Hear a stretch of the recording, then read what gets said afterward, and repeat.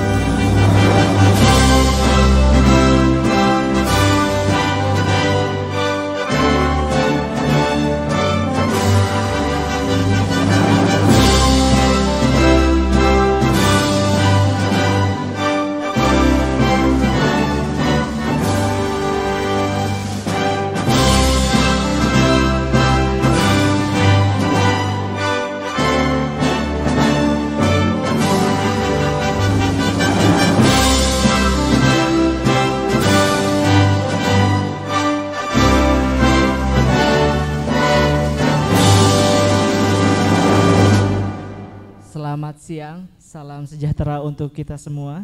Pertama-tama marilah kita panjatkan puji syukur kepada Allah Subhanahu wa taala, Tuhan yang Maha Esa, karena atas rahmat dan karunia-Nya alhamdulillah kita bisa melaksanakan acara kolaborasi pertama dari Dewan kita bersama Universitas Paramadina dan juga didukung oleh Tempo Media, yaitu Ngopi Leader Talks. Dari aktivis ke legislator, jalan Dewan Muda membangun harapan baru. Setelah pemilu selesai, semangat ini tidak berhenti.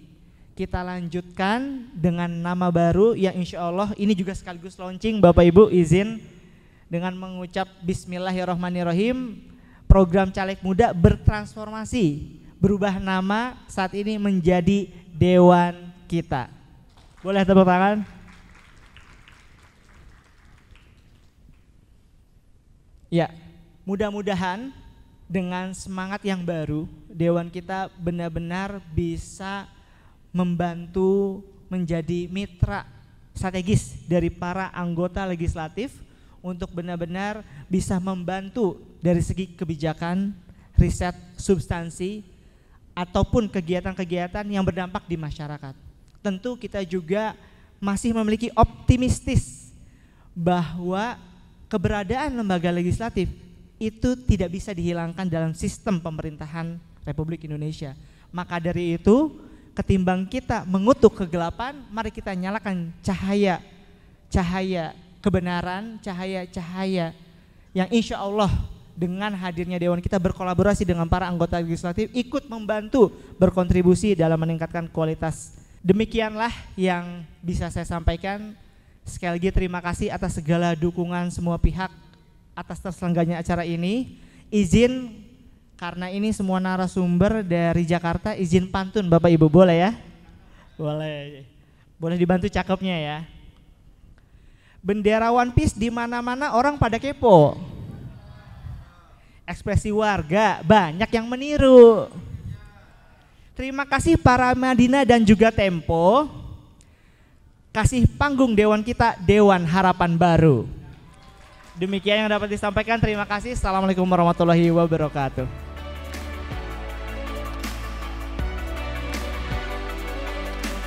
Salam sehat buat kita semua. Saya agak grogi di depan para pemuda-pemuda hebat harapan bangsa. Tepuk tangan dulu buat mereka semua ini. Dan ini yang berdiri di sini baru 3 ya. Nanti besok-besok akan banyak lagi yang muncul generasi-generasi berikutnya gitu ya. Pertama-tama izinkan saya mewakili Pak Rektor karena hari ini kita di lantai 7 sedang ada visitasi lapangan untuk program Doktor Ilmu Manajemen. Kemudian juga saya ingin menyampaikan kepada yang terhormat anggota dewan gitu ya. Luar biasa, alhamdulillah. Salah satu lagi ini adalah Ibu Ima Mahdia ya. Alumni kita juga. Tahun berapa Ibu kalau boleh tahu? 2010 ya. Alhamdulillah. Tepuk tangan alumni kita. Kemudian juga yang terhormat ini ada yang muda. Saya panggil eksselensi juga ya, Gusti. Dan saat ini berjibaku untuk bisa mengembangkan kita di bidang kesra. Kesejahteraan masyarakat yang luar biasa. Baik, yang kedua saya juga terima kasih buat Mas Gozi, saya panggil Mas ya, karena pada muda semua gitu ya. Nah jadi caleg-caleg muda ini kan saya yakin tidak langsung mereka melejit, paham ya? Tidak langsung melejit, pasti ada banyak jalan-jalan yang sulit mereka lampaui, ada terjal-terjalnya dan berharap mudah-mudahan nih generasi muda nanti sharing dari para anggota dewan yang terhormat untuk bisa memberikan bagaimana sih hal yang harus dilakukan, beberapa poin tertentu seperti apa kesiapan mental, tidak hanya mental, fisik juga itu penting karena banyak yang dipikirkan. Saya yakin tuh pasti lembur, tiap malam ada lembur-lemburnya ketika untuk memikirkan kebijakan untuk masyarakat di sekitar kita, terutama di DPRD di Jakarta ini. Saya yakin Jakarta ini PR-nya banyak banget gitu ya. Dan itu juga menjadi satu kekuatan. Juga yang terakhir saya ingin menyampaikan, mudah-mudahan nih teman-teman di generasi muda Universitas Paramadina khususnya dan juga dewan kita yang sudah bergabung dengan kita juga, mudah-mudahan ini bukan yang pertama ya Mas ya, mudah-mudahan kedepannya kita membina calon-calon harapan bangsa sebagai anggota dewan yang bagus. Kita ingin membentuk mahasiswa menjadi tokoh-tokoh yang nanti bisa terinspirasi, inovatif, memberikan pencerahan buat negara Indonesia. PR kita banyak ya, muda, intelektual, integritas yang penting, itu yang saya harapkan. Demikian dari saya, wassalamualaikum warahmatullahi wabarakatuh. Mari kita sambut Mas Varian Bari sebagai host kita di sesi Ngopi Leaders Talk kali ini. Beri tepuk tangannya. Assalamualaikum warahmatullahi wabarakatuh. Senang sekali rasanya bisa menginjakan kaki untuk pertama kalinya di Universitas Paramadina. Aku bisa melihat wajah-wajah yang ganteng dan cantik, yang penuh semangat. Nah teman-teman sekalian, kita masuk ke sesi ngopi atau ngobrol inspirasi Leader Talks, mengangkat tema diskusi dari aktivis ke legislator, Jalan Dewan Muda Membangun Harapan Baru. Oke, kita ke Mbak Ima, tapi karena Mbak Ima ini yang paling cantik di antara narasumber-narasumber yang hadir gitu ya, aku ada pantun nih buat Mbak Ima dulu nih. Senja sore indah warnanya. Mbak Ima yang cantik, apa kabarnya? Kabar baik ya Mbak ya? Alhamdulillah kabar baik. Mbak Ima wakil Ketua DPRD Provinsi DKI Jakarta. Jadi perempuan yang kemudian alumni hubungan internasional dari Universitas Paramadina. Balik kampus lagi. Gimana rasanya dan kemudian ceritakan awal mula karir di dunia politik Mbak? Nah, saya bersyukur, saya merasa terhormat diundang kembali ke Universitas Paramadina karena sebenarnya saya merupakan salah satu mungkin anggota dewan yang memang dari bawah gitu ya. Yang dulu saya di Paramadina juga dapat beasiswa. Saya dapat beasiswa 4 tahun full, titik politik saya juga dari Paramadina. Mas Bima Arya sampaikan bahwa kalian cari satu anggota dewan yang memang memperjuangkan rakyat dan masih muda. Ternyata Pak Ahok balas duluan. Jadi beliau membuka kepada grup saya waktu itu, silakan diikutin kerja saya, rapat-rapat politik sampai grup saya dibawa ke Bangka Belitung. Jadi yang tadinya kita stigmanya sama anggota dewan itu cuma cari uang dan sebagainya, langsung berubah ketika saya ikut Pak Ahok. Jadi di situ ya saya merasa terpanggil, merasa titik politik saya dari situ. Ada nggak sih momen selama hidup ini yang kemudian langsung mantap memutuskan bahwa oke, ini jalan gue dan gue pengen terjun ke dunia politik untuk menjadi wakil rakyat? Ya, Mas, memang dari awal itu kita bicara passion. Sekali lagi saya berangkat menjadi seorang politikus itu enggak juga langsung menjadi seorang politikus. Titik politik itu mungkin di tahun 2005-2006 waktu itu ya. Itu mengenal Ahmad Saroni. Berangkat dari situ akhirnya kita tahu pergerakan, tahu bagaimana aktivasi. Akhirnya baru kita memantapkan untuk terjun ke dunia politik sebagai kader partai. Artinya secara kita berprinsip partai itu kan pasti sebagai akses untuk kita maju ke tingkat yang lebih. Nah, untuk masuk itu kita pasti butuh yang namanya tiket, ya kan gitu. Jadi kita belajar dari situ, kita cari ya udah, kayaknya Partai Nasdem, partai baru dan partai nasionalis. Akhirnya kita memantapkan, yuk belajar di situ. Di 2014 akhirnya kita coba menjadi caleg juga, dan itu juga kita belajar juga di situ. Jadi ada figur yang diidam-idamkan gitu ya, dan prosesnya pun juga tidak cepat ya, tidak langsung seperti itu. Kalau Bang Gozi sendiri seperti apa Bang? Silakan Bang. Kalau saya malah kebalik ya, dari awalnya kritis ya, terus akhirnya berubah menjadi apatis dan skeptis terhadap politik itu sendiri. Tapi dari sana ada satu kejadian yang akhirnya membuat saya bahwa politik itu penting. Waktu itu ada teman-teman BEM, teman-teman BMKM, UGM waktu itu membantu, mengadvokasi. Saya lihat ini orang kenapa mau advokasi saya, padahal nggak kenal gitu ya. Dan ternyata inilah pentingnya satu pergerakan di situ. Akhirnya saya aktif di dunia politik. Pasca kampus, saya kerja dan akhirnya mulai usaha di bidang konstruksi. Sama seperti itu juga, birokrasinya sangat sulit sekali. Padahal kita mau bantu satu wilayah, mau menyumbangkan pajak-pajak kita, retribusi kita, tapi kayaknya perizinan itu sulit sekali, dipersulit dan segala macam. Akhirnya saya beraudiensi kepada waktu itu DPRD di satu wilayah di Jawa Barat gitu ya, dan meminta ini kenapa ya, kok kita punya satu hal yang menjadi masalah. Akhirnya di sanalah audiensi kita dipertemukan. Saya melihat, oh ternyata politik itu menjadi hal yang penting. Adanya anggota-anggota DPRD penting. Di situ saya tertarik. Oh, skeptis saya, apatis saya itu berubah bahwa memang politik penting. Nah, kalau saya jujur saja, bukan kefiguran yang saya lihat, tapi saya melihat nilai. Terus kemudian ketika saya melihat di PKS di Jakarta, secara background memang keluarga besar kami, keluarga besar partai gitu ya. Tapi saya melihat dari kader-kader dan anggota-anggota partai, kenapa satu partai ini kok dia mau bergerak, bahkan menyisihkan waktunya terhadap satu organisasi yang dia tidak dibayar, bahkan dia mengeluarkan uangnya untuk bergerak. Saya ada apa? Ini saya penasaran.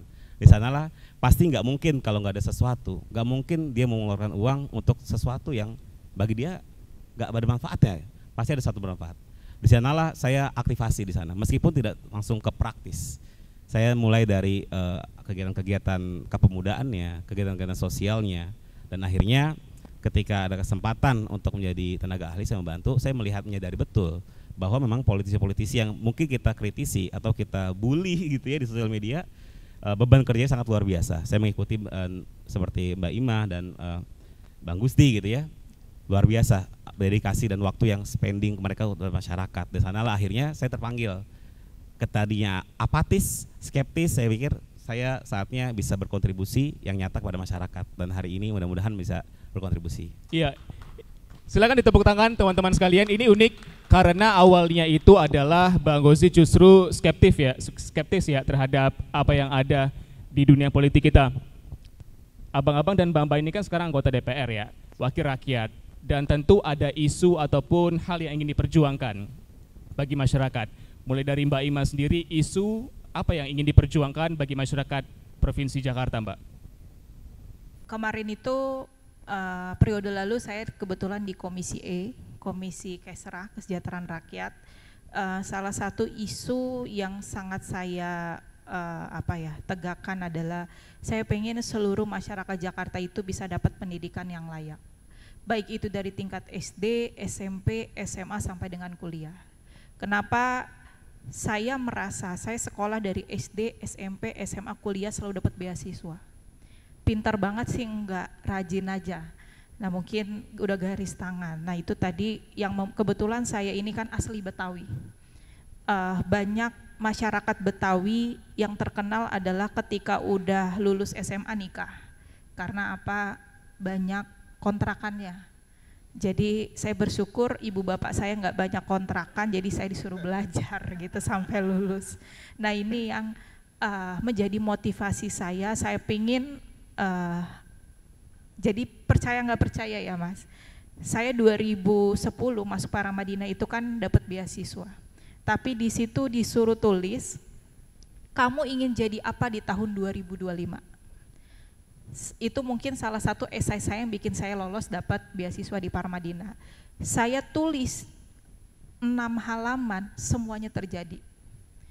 Jadi di awal saya pingin pertama sebelum saya masuk ke politik, sebenarnya di situ saya nggak tulis masuk ke politik. Saya ingin bermanfaat untuk banyak orang. Khususnya saya lihat banyak orang Betawi teman-teman saya itu putus sekolah. Ada yang saya pengen merubah perspektif dari masyarakat orang-orang Betawi itu bahwa kita tuh jangan sampai dibilang ketinggalan. Orang Betawi selalu kalah sama pendatang. Saya pengen marwahnya juga naik gitu. Nah, saya tulis seperti itu, saya bilang tapi sebelum saya terjun ke pemerintahan, saya pengen di suatu perusahaan saya itu dapat jabatan yang paling tinggi. Waktu itu kebetulan saya dipercaya sama Pak Ahok, beliau di penjara, saya suruh pimpin perusahaannya. Nah, setelah itu saya terjun ke politik dan di situ saya ingin jadi kepala daerah. Dan ternyata 2025 saya dipercaya Mas Prambangdul jadi ketua tim transisi. Jadi setidaknya 2 bulan berasa jadi gubernur kemarin. Tepuk tangan dulu. Padahal masih banyak senior di partai saya dan saya juga terima kasih Bu Megawati mempercayakan saya sebagai pimpinan DPRD. Sampai dengan hari ini saya tidak pernah dimintakan uang, baik itu di partai dan sebagainya, nyalek dan pun enggak. Nah makanya dari situ saya harus lebih banyak berguna untuk masyarakat. Kayak kemarin saya di tim transisi, pernah dengar enggak KJMU banyak yang kehapus. Itu ribut kan, ada grup namanya Naramuda, Naramudanya WA saya, ketika Mas Prambangdul jadi gubernur, saya tim transisi, langsung 400 anak yang tadinya putus kuliah. Jadi mereka ada yang semester 3, semester 4, tiba-tiba terputus karena apa? Karena sistem. Yang salah adalah Pemprov DKI, saya bilang. Jangan anak-anak dikorbankan mereka putus kuliah karena sistem. Dan kemarin saya jadi tim transisi, saya pulihkan semuanya dan alhamdulillah 400-nya udah bisa kembali kuliah lagi.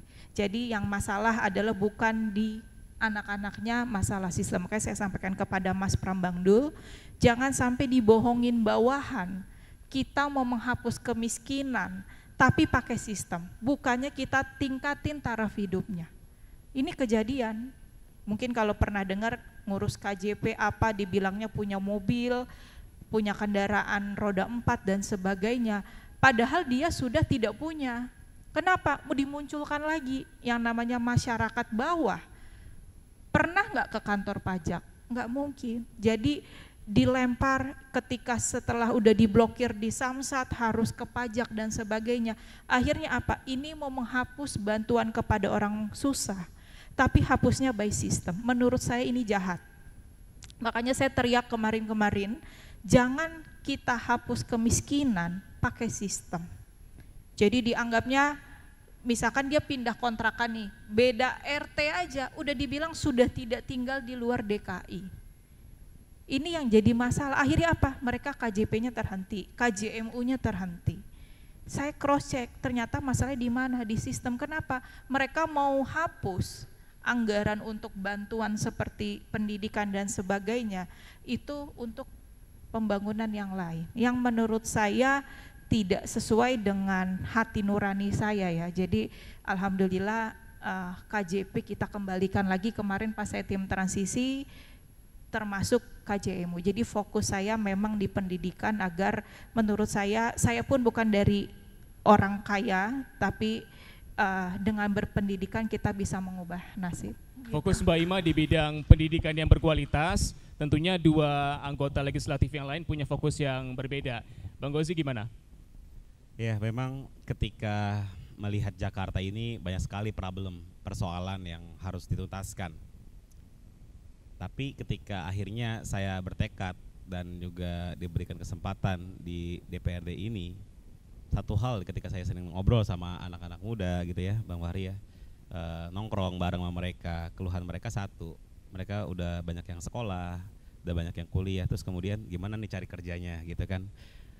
Seringkali akhirnya itulah trust ya, kepercayaan mereka terhadap politik, terhadap pemerintah, terhadap anggota dewan ketika mereka menganggur. Saya pikir juga tadi menyampaikan kayaknya persoalan-persoalan yang ada di Jakarta itu akan hilang kalau misalnya masyarakat itu semuanya punya kerjaan, punya uang yang cukup, mau banjir kayak mau macet kayak itu it's clear gitu. Nah akhirnya saya tuh sempat baca-baca gitu ya beberapa artikel dan juga diskusi dengan beberapa forum-forum, melihat misalnya Bang Dewan, di Karawang itu ada loh satu peraturan daerah terkait lokal affirmative worker, di mana penduduk lokal di sana menjadi sebuah prioritas ketika ada penerimaan kerja kan gitu.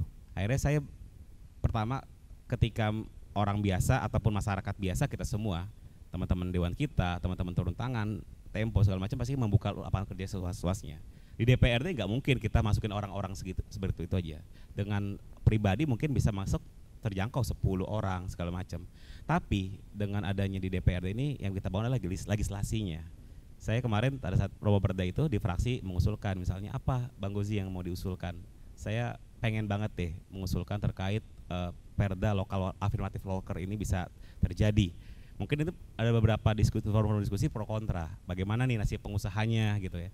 Tapi saya berpikir Jakarta hari ini menjadi arus global, menjadi pusat perhatian. Dan bukan hanya dari luar Jakarta, tapi mancanegara pun masuk ke sini. Nah, saya pikir kita sebagai pemerintahan daerah butuh menjaga itu agar tenaga-tenaga lokal kita banyak sekali yang akhirnya selesai sekolah nggak ada lanjutnya seperti apa nih. Mungkin karena kesempatannya, mungkin karena skillnya, tapi saya pikir melalui legislasi ini membentengi warga kita, warga Jakarta. Itu paling pertama. Banyak sekali nih kita anak-anak muda, saya sendiri jujur ya, kita nggak punya kesempatan untuk rumah kita di mana gitu ya. Besok kira-kira harga properti masih jangkau nggak ya kita. Nah ini harus dipikirkan oleh Pemprov DKI Jakarta. Solusi-solusinya hari ini mungkin vertical housing menjadi solusi, dibangunnya rusunawa. Ada rusunami yang bisa diakses oleh masyarakat juga vertical housing. Bagaimana dengan landed house ataupun rumah tapak? Nah ini menjadi penting. Yang tiga, ruang terbuka hijau. Ini salah satu solusi untuk kita bukan hanya menyelesaikan masalah lingkungan kita, ya kan, amanat undang-undang 30%, 20% untuk RTH publik dan 10% untuk RTH private. Tapi juga bagaimana udara yang rusak dan kotor di Jakarta ini bisa terpulihkan dengan adanya ruang terbuka hijau yang banyak. Jadi 4 hal itu ya, satu sisi itu tentang tenaga kerjaan di luar mitra kerja saya, tapi satu sisi lagi di mitra kerja kami 3 hal itu yang menjadi prioritas. Masalah banjir, masalah kawasan pemukiman, dan yang ketiga juga masalah ruang terbuka hijau itu harus ada dan hadir di DKI Jakarta. Oke, rada PR ya jadi warga negara Indonesia ya. Udah lulus kuliah, kemudian kerjanya terhalang usia kerja gitu ya. Harus usia maksimal 22 tahun, berpenampilan menarik gitu ya. Mampu mengoperasikan A, B, C, D, E gitu ya. Itu patut diperjuangkan Bang Gozi. Bang Gozi, ada isu ataupun concern khusus sudah menjadi wakil rakyat, apa isu yang ingin diperjuangkan? Ya, mungkin sama seperti Kakak Ima juga ya. Karena saya kebetulan di Komisi E berkaitan dengan Kesra. Kalau saya pribadi pasti tidak juga berfokus kepada Komisi E aja, karena persoalan yang ada di DKI Jakarta itu sangat kompleks. Tapi yang pasti kalau saya pribadi, saya merasa senang jikalau kita bisa membantu orang. Nah, persoalan yang ada di Jakarta ini kan kaitannya udah sangat erat, masalah mungkin kalau saya melihat 2, pendidikan dan kesehatan. Karena ini pasti kita masyarakat kecil di dapil saya pun kebetulan ini dapil 6 juga wilayah saya masih yang banyak apa ya ketidakadilan di sisi kesehatan dan pendidikan itu. Makanya kalau tadi kemarin juga pada saat kebetulan kemarin habis kita pembahasan menuju APBD juga 2026 kita minta memang untuk sekolah gratis itu udah bisa mulai diaktifkan. Sementara memang ada 40 sekolah yang sudah akan diuji coba. Kita pengen di 2026 itu akan bisa lebih lagi sekolah gratis itu. Dan pastinya untuk akses kesehatan juga kita pengen masyarakat ini kadang terkendala dengan ya banyak prosedural yang menurut kita yaitu mungkin tidak masuk akal juga. Makanya kita pengen untuk akses kesehatan itu dibuka seluas-luasnya. Makanya kita kemarin juga pengen ada ya BPJS itu dihadirkan. Kita bicarakan paling khusus adalah bagaimana ruang kapasitas kesehatan kita dari sisi bed capacity-nya itu harus ditambah. Menurut saya dua ini menjadi poin penting saya dan mudah-mudahan kalau hal yang lainnya saya rasa itu akan berkesinambungan. Kalau bicara mobilitas, transportasi, tapi kita ingin yang pasti adalah DPRD bisa membuat satu program capacity building yang kaitannya adalah bagaimana guru-guru pengajar bisa selevel apa yang kita inginkan untuk menuju Jakarta, menuju kota global itu.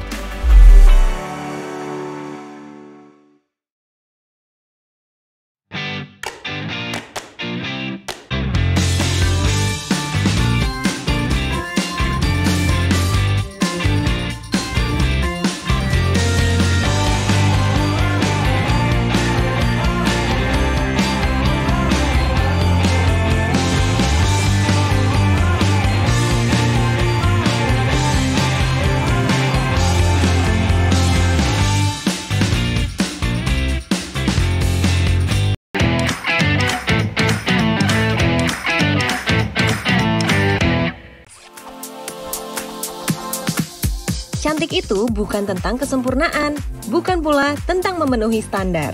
Cantika.com hadir memenuhi kebutuhan perempuan atas berbagai peran yang dijalani.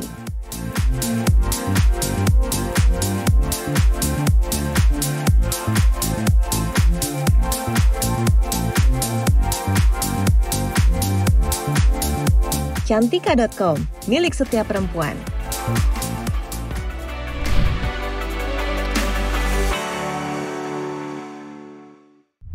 Apa yang kita utarakan itu satu harus benar, kedua harus dari hati. Jadi ketika orang tersebut dinilai dengan sikap, hati, omongannya sama, pasti didengar. Jadi itu mungkin yang yang menjadi pegangan saya bahwa dimanapun kita harus jujur, kita harus semua sesuai dengan hati dan ikhlas. Itu sih kayak contoh ngebantu orang pun saya nggak berharap dia akan pilih saya. Jadi walaupun saya dapilnya Jakarta Barat, dapil 10, saya membuka nomor handphone saya ke seluruh DKI Jakarta. Maka dari itu ketika ada urusan dari baru lahir sampai meninggal dunia dari Jakarta Selatan, kayak tadi barusan minta pemakaman dari Jakarta Selatan. Itu random aja, siapapun yang WA saya pasti saya bales dan kira-kira saya bantu. Tapi untuk satu, ketika untuk rekomendasi minta pekerjaan, minta proyek, saya pasti nggak bisa bantu karena saya tidak mau terlibat di dalam situ. Itu. Minta proyek nggak bisa berarti ya? Nggak bisa. Kalau minta beasiswa bisa? Beasiswa kita usahain untuk KJMU. Nah silakan gitu. dong, nanti habis dari sini KJMU bisa diusahakan sama Mbak Ima. Silakan nanti dikejar. Kalau mau magang juga boleh nanti di PDIP. Ketemu sama Bu Mega loh nanti setiap hari. Enggak juga. Saya baru di partai baru hadap-hadapan sama Bu Mega kemarin. Oh, baru kemarin? Baru kemarin. Jadi kalau magang, teman-teman ada yang mau magang, anak Parmat, kita tuh sangat terbuka. Jadi PDI Perjuangan di tahun 2009 adalah fraksi pertama yang membuka magang kepada anak-anak mahasiswa sampai dengan kita membuat laporan kerja kepada rakyat. Itu pertama kali itu diluncurkan PDI Perjuangan dan alhamdulillah diikutin oleh fraksi-fraksi lain gitu. Oke, baik. Bagaimana kemudian Bang Gozi mengatasi keraguan dari barangkali senior-senior yang meragukan itu ataupun masyarakat yang kemudian meragukan hal itu kepada Bang Gozi. Nah, bagaimana cara mengatasi hal itu? Ya, memang itu satu hal yang lumrah, tapi kita sebenarnya nggak harus akhirnya show off lah. Dalam artian acceptance terhadap sikap-sikap dan apa yang dirasakan oleh senior, masyarakat umum. Yang paling penting adalah kita berprogres, bertumbuh. Apa poinnya? Yang gue rasakan ketika menjadi anak muda, soalnya masih muda juga ya. Sama. Ada lagi nih, kita itu sering kehilangan keresahan. Satu, kedua adalah berjarak dengan masyarakat. Itu gue alami ketika misalnya dari kampus, aktif lah, bantu di mana, sosialnya tinggi. Tapi ketika balik ke rumah, itu nggak ketemu nih, nggak kenal sama Pak RT-nya, nggak kenal sama Pak RW-nya, atau ketika 17-an besok kita aktifnya di kampus misalnya, tapi di lingkungan nggak kenal dengan teman-teman sebaya kita.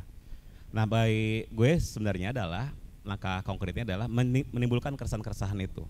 Pertama, ketika keresahan itu kita muncul, dengan sendirinya gue bisa melihat orang tuh akan percaya dengan kita. Oh iya, orang ini aktif di lingkungan.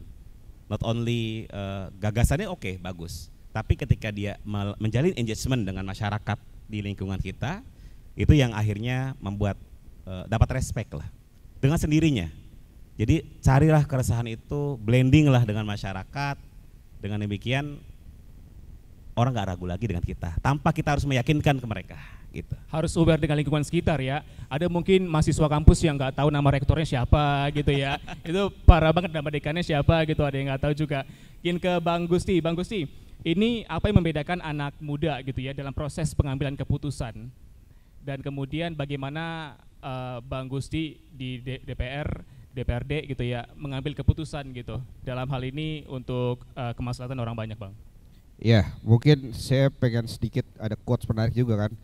Ada kita bicara politik, anak muda yang masuk politik itu adalah anak muda yang berani menjaga idealisme anak mudanya di politik kan.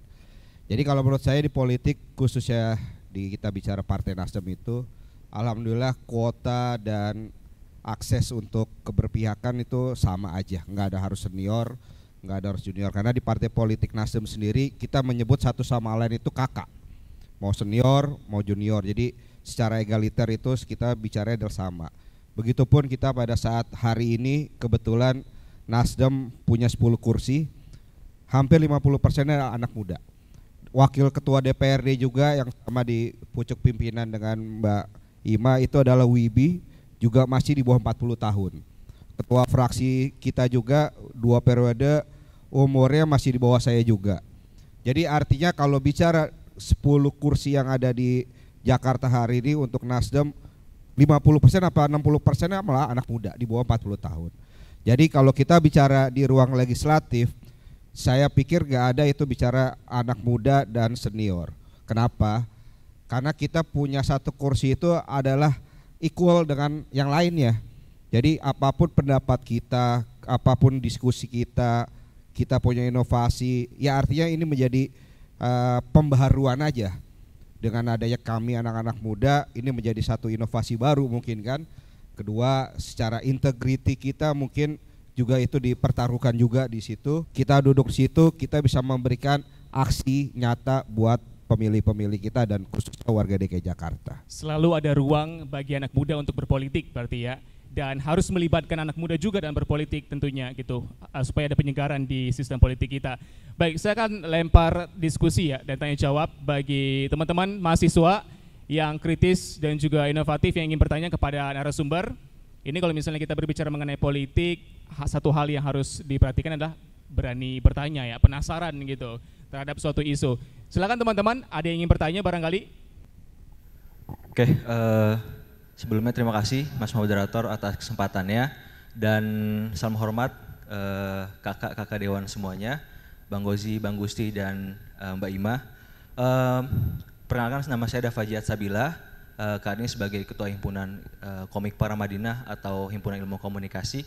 Jadi saya ingin bertanya satu hal sebetulnya. Kakak-kakak semua kan di sini adalah anggota Dewan Legislatif.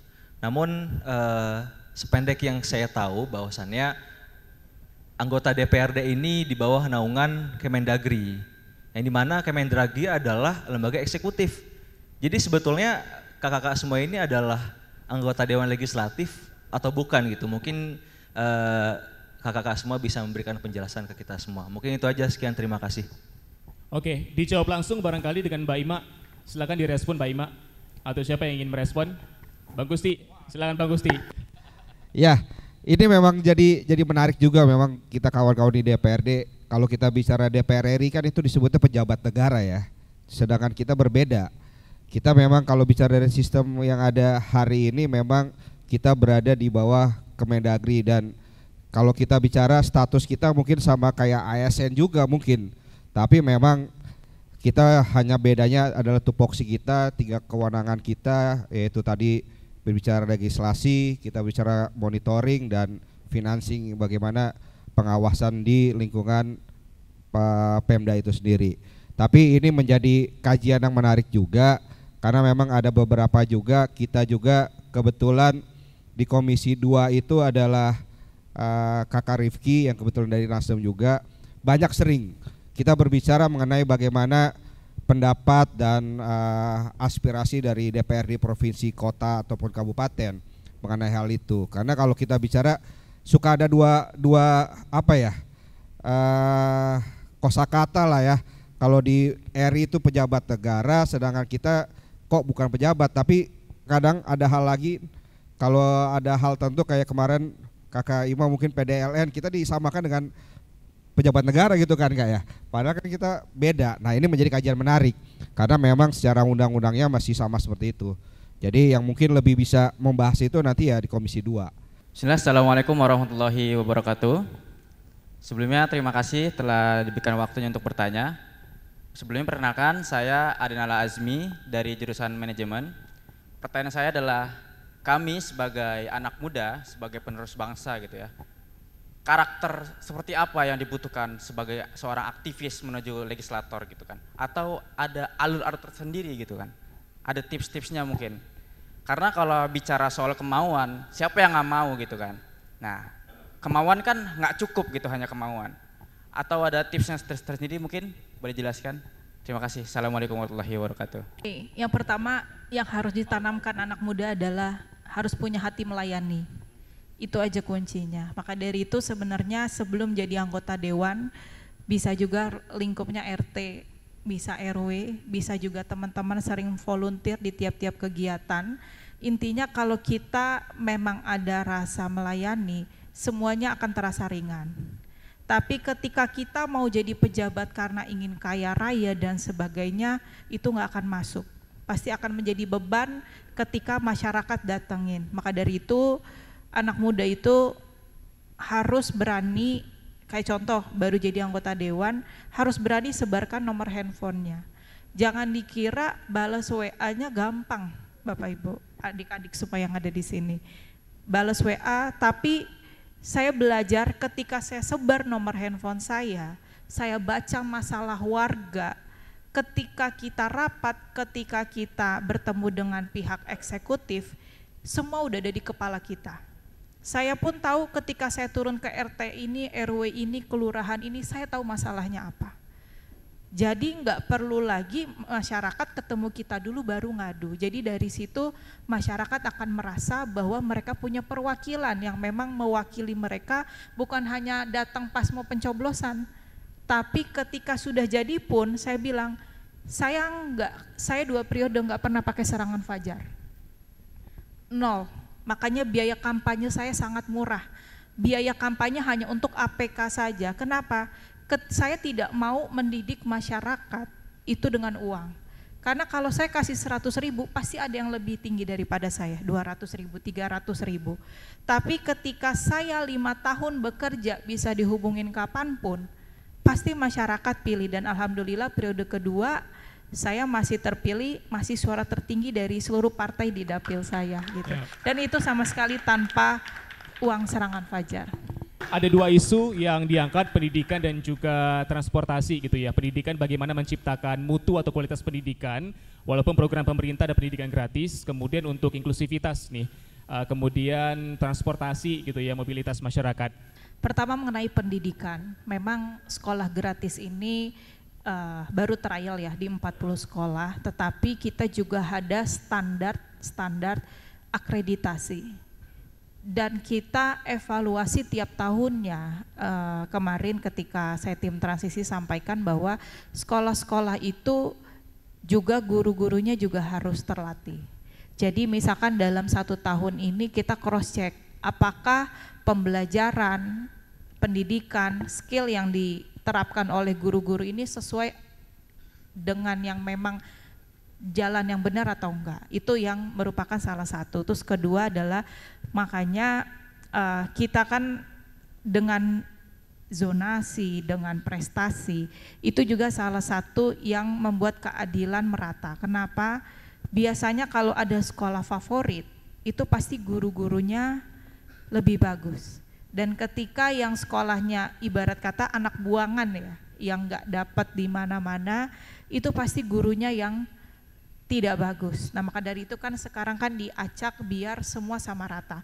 Termasuk juga dengan sekolah swasta ini, kami teman-teman di sini sebagai legislatif, sebagai anggota DPRD pasti akan mendengar keluhan-keluhan ketika guru-gurunya tidak sesuai dengan ekspektasi mereka. Bahkan sekarang pun guru-guru ini kan kita ngambilnya swasta ya, itu sudah banyak hibah-hibah yang masuk ke mereka. Jangankan sekolah swasta, di sekolah negeri pun guru-guru yang memang tidak mumpuni, dalam arti lebih banyak dikasih ke guru-guru yang honorer, itu juga menjadi catatan. Dengan banyaknya guru seperti ini juga menjadi PR dari Pemda DKI agar terus membuat edukasi, melihat mungkin mereka akan bahkan mereka guru-guru tuh harus dites psikolognya. Kenapa? Karena setiap hari mereka harus bertemu dengan murid-murid dengan berbagai keadaan. Itu guru, saya sampaikan kepada Pak Prem, Pak, guru itu harus dites mentalnya juga. Jangan sampai mereka punya masalah, akhirnya dibawa ke sekolah. Nah ini menjadi salah satu catatan. Nah ketika membicarakan transportasi, itu tadi memang Jakarta kalau dibandingkan Singapura belum ada orangnya tapi transportasinya udah dibangun. Sedangkan Jakarta orangnya udah penuh baru dibangun. Jadi yaitu tadi akhirnya macet dan sebagainya. Tapi Mas Pram, Bang Dul ini sudah komitmen mereka, satu memperbanyak transportasi umum. Terus kedua adalah sebentar lagi akan penerapan ERP. Tapi itu tadi yang disampaikan, sebelum penerapan ERP ini transportasi juga sudah harus ada. Jadi ketika kita mau pindahkan kepada masyarakat, masyarakat juga harus nyaman dengan transportasinya. Nah kami sebagai anggota Dewan di sini ya kami mendukung dengan anggaran, dengan PMD yang diberikan, tapi itu tadi dengan subsidi kepada masyarakat. Makanya sekarang kalau viral yang dari Depok, dari Tangerang, dari Cibubur, dari Bogor cukup 2.000 sudah bisa masuk ke Jakarta. Nah nanti yang di Jakarta ini nanti yang akan diterapkan ERP. Itu tadi kalau mau benar kita jangan hanya membuat kebijakan populer, tapi kebijakan yang tidak populer, tapi itu memang menjadi dasar. Kadang kan orang ngerasanya, kalau gua ngeluarin kebijakan ini nanti 5 tahun kemudian dipilih lagi enggak ya. Nah ini itu tadi yang saya suka dari Mas Pram adalah beliau tidak takut ketika mengeluarkan kebijakan yang tidak populer. Pasti salah satunya ERP ini menjadi kebijakan yang tidak populer karena akan dikeluhkan oleh para pengendara yang setiap hari membawa kendaraan keliling Jakarta untuk aktivitas. Jadi mungkin itu dari saya. Oke, terima kasih Mbak Ima atas waktunya, Wakil Ketua DPRD Provinsi Jakarta. Terima kasih atas waktunya, sehat selalu, sampai jumpa di lain kesempatan. Terima kasih, mohon tepuk tangan dulu dong untuk Mbak Ima.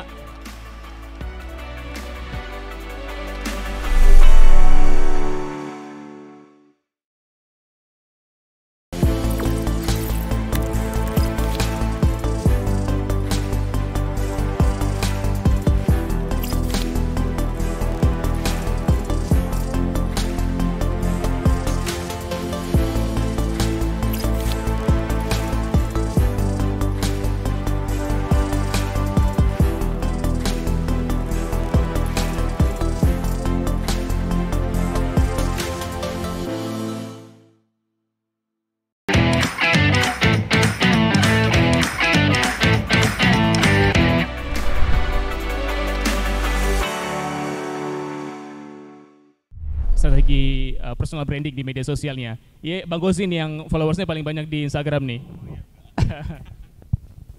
Saya itu bekerja dengan menampilkan aktivitas-aktivitas saya, baik itu di kantor maupun di dapil, itu pertama.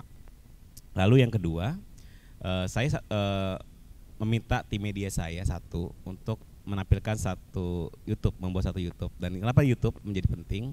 Karena saya bisa bicara banyak di situ dan dalam menit yang banyak, dan itu saya menuangkan gagasan-gagasan saya.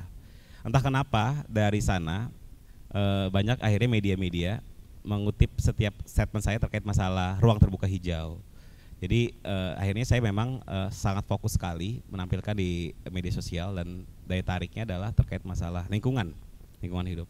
Saya beberapa kali bicara masalah RTH, bagaimana kemarin taman 24 jam, bagaimana sarana-prasarana yang ada di sana, dan bagaimana kita masih memiliki PR karena masih di bawah 6%, 5,sekian% ruang terbuka hijau yang ada di DKI Jakarta. Sementara 30% menjadi satu kewajiban setiap daerah, termasuk Jakarta, itu harus kita tunaikan. Dan soalnya bukan hanya ruang terbuka hijau, tapi aktivasi ataupun ruang-ruang aktivitas masyarakat yang ada di ruang terbuka hijau itu harus diberikan juga oleh pemerintah DKI Jakarta. Jadi saya pikir artinya mengurus sendiri. Awalnya memang saya pengen hanya mengekspos setiap kegiatan saya sebagai akuntabilitas dan transparansi saya sebagai orang yang mewakili masyarakat. Ya, sekarang ini kita nggak lepas dari namanya era digital. Apalagi sekarang kita berbicara bagaimana media sosial itu sangat penting. Kalau saya pribadi, kenapa menggunakan media sosial? Salah satunya sebagai transparansi tadi, betul, dan tanggung jawab kita kepada para pemilih kita, dan pastinya sebagai media komunikasi kita dengan warga DKI Jakarta. Karena kalau setelah kita dilantik, kita bukan berbicara hanya fokus kepada dapil, tapi bagaimana kita punya tanggung jawab terhadap warga DKI Jakarta secara keseluruhan. Tidak gampang memang menemui kita mungkin di satu sisi, karena sebetulnya kalau ruang DPRD itu mau kapan aja, mau siapapun boleh. Tapi kadang orang untuk menuju ke situ ada hal yang mungkin memberatkan, nggak enak atau apapun namanya, ya itu medianya adalah media sosial. Terkait branding apapun, nggak ada niat branding kita membuat satu karakter khusus untuk diri kita, itu nggak ada sebetulnya. Tapi kan karena ini menjadi bagian dari tanggung jawab dan tugas, kita ingin apa yang kita komunikasikan lewat media sosial itu ini membawa satu aspirasi warga, apalagi kepentingan-kepentingan ada. Kayak setiap saya rapat, alhamdulillah selalu pasti saya tampilkan apa yang sudah saya suarakan, keluhan, apapun aspirasi ataupun unek-unek dari apa yang harus saya sampaikan. Itu pasti saya sampaikan melalui media sosial. Tapi hanya sebatas sebagai wadah bagaimana komunikasi saya dengan warga DKI Jakarta. Saya menyadari betul dan sungguh merasakan apa yang dialami anak-anak muda. Mereka memilih tidak partisipatif, apatis ataupun skeptis karena satu pilihan. Dan itu sebenarnya politik juga. Saya hanya bisa meyakinkan bahwa ketidakpercayaan dan rendahnya partisipasi anak-anak muda itu disebabkan karena trust. Ketidakpercayaan anak muda kepada lembaga-lembaga politik, kepada pemerintah, kepada legislatif seperti itu di DPRD. Nah, saya hanya menyampaikan bahwa masih banyak orang-orang baik di politik dan kita membutuhkan orang-orang baik di politik, dan anak-anak muda adalah sebagai stok, iron stock ya, sebagai sebuah amunisi yang nantinya akhirnya mengisi kebaikan-kebaikan itu di dunia politik pemerintahan. Lalu kemudian saya menyampaikan kepada masyarakat secara umum, anak-anak muda, Dewan itu, anggota DPRD, anggota DPR, dan eksekutif itu tidak akan bisa bekerja ketika tidak diberikan aspirasi dari masyarakat. Dan kepentingan-kepentingan anak muda, kepentingan-kepentingan kita semua tidak akan bisa tersalurkan ketika tidak berikan dan tidak aktif dalam memberikan partisipasi. Maka saya mengajak, saya yakin banyak kegelisahan, banyak keresahan di dalam benak kita, dalam hati kita, dan berikanlah itu dalam partisipasi politik. Dan yang terakhir adalah quotes. Saya menyampaikan partisipatif ataupun apatis kita itu dikatakan karena cinta. Semakin tinggi rasa cinta itu, maka kita akan semakin partisipatif. Semakin rendah bahkan hilangnya cinta itu, kita semakin apatis. Maka mulai sekarang tumbuhkanlah cinta itu. Dengan kita menambah cinta itu, insya Allah kita menjadi partisipasi dalam hal politik.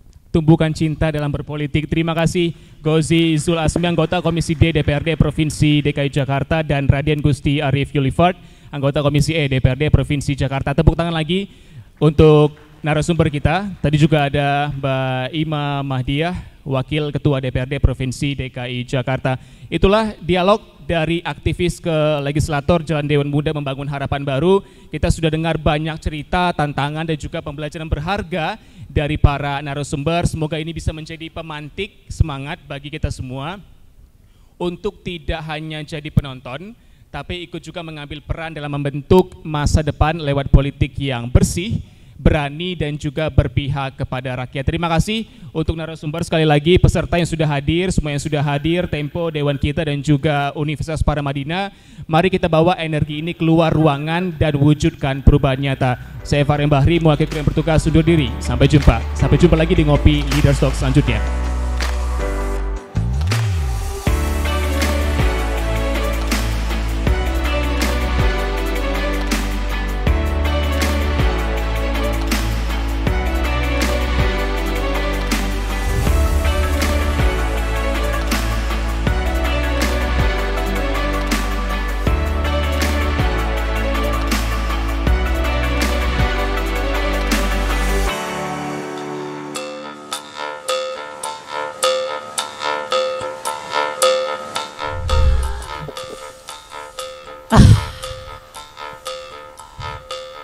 Bau apa ini?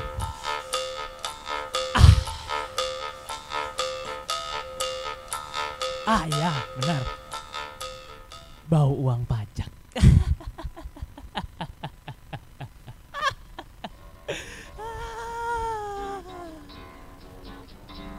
Mas, ngapain napak?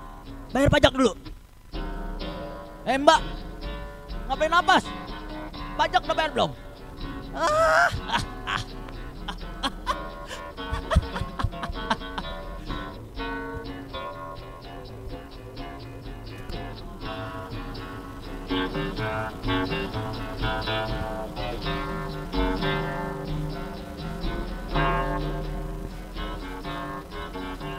Ya, sekian purnama sudah terjaga. Menatap tanah yang dulu aku panggil, kini ia hanya diam seperti tak lagi mengenal pemiliknya. Rumput tumbuh di sana, liar dan juga tinggi, seolah sengaja menutupi jejak kakiku. Aku mencoba menyapa, tapi tanah itu hanya bergetar halus, seperti takut pada sesuatu yang berdiri di belakangku. Ya, apa daya kita? Ada tangan-tangan yang tak terlihat. Mereka memanjang dan menutupi matahari. Bayang-bayangannya semakin panjang. Menelan kebun kita, menelan sawah kita, dan juga menelan halaman rumah, sehingga menjadi hanya sepetak, hingga kini menjadi setitik cahaya, dan tanah yang dulu diwariskan kini tiba-tiba diberi cap milik negara. Aku memegang tanah di telapak tangan. Ia terasa dingin, basah, berbau hujan yang tak kunjung reda. Sebab di dunia ini tak ada pijakan yang tak diuji, tak ada langkah yang ditimbang, dan tak ada nafas yang benar-benar bebas.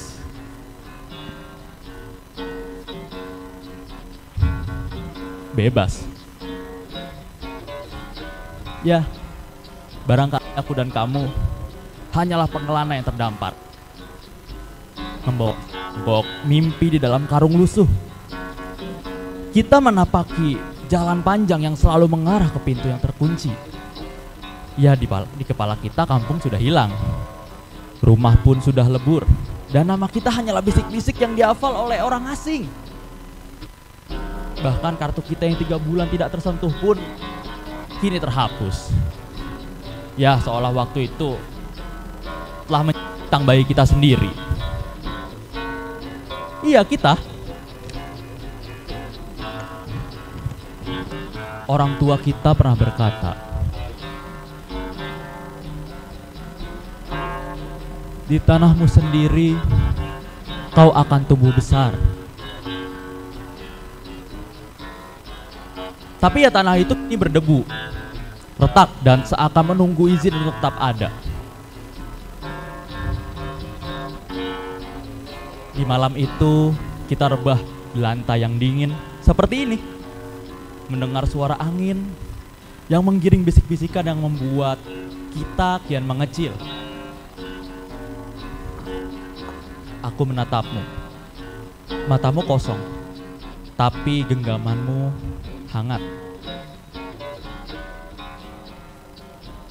Kalau semua ini hilang, kita akan kemana? Suaramu pun itu nyaris lenyap.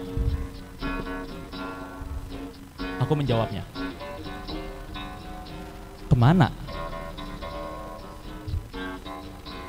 Sejauh apa sih Tuhan marah sama kita sekarang? Aku menanggapinya dengan senyum yang berat. Semarah kita sama takdir mungkin. Kita bisa bahagia ya? Mungkin. Tapi malam ini kita bertahan saja ya. Bertahan. Ya. Bertahan.